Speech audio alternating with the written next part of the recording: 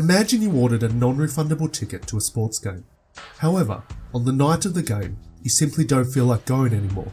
You're tired, there's a blizzard raging outside, and the game will be televised.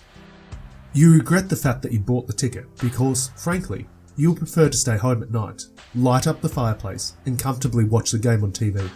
But the fact is, you did buy the ticket, and it was quite expensive and hard to get. What would you do?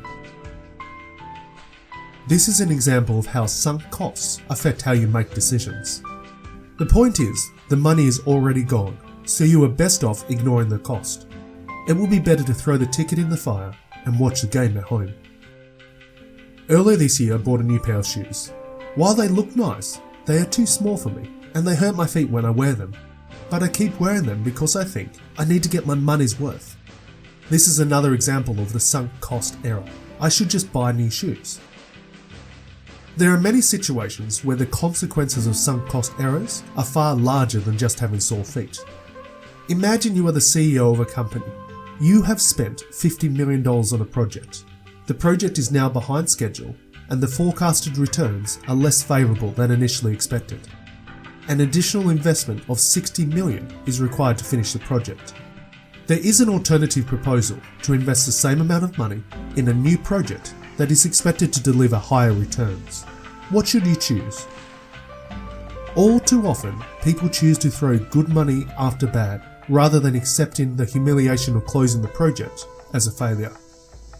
The sunk cost error also results in people staying in unfulfilled careers or bad relationships because they have invested so much time into them. It results in people overeating because they ordered too much food, or watching a bad movie to the end just because they started it.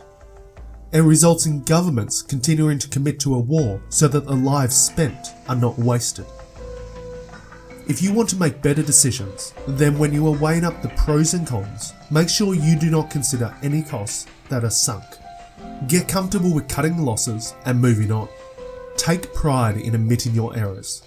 When making a decision, act like all you have is the present. If there is nothing you can do to recover yesterday's cost, then you shouldn't let it influence today's thinking. Perseverance is important. I'm not recommending you become a quitter, but rather you ignore sunk costs when making a decision. The most common example of a sunk cost is your time. You can't get time back, so stop clinging to the past and make the right decision for now. I hope this video helps you to make better decisions in the future. When has a sunk cost caused you to make a bad decision? This has been Alex from Lifelong Learners. Leave a comment below, share and subscribe. Thanks for watching. Hi everybody, welcome to the outro.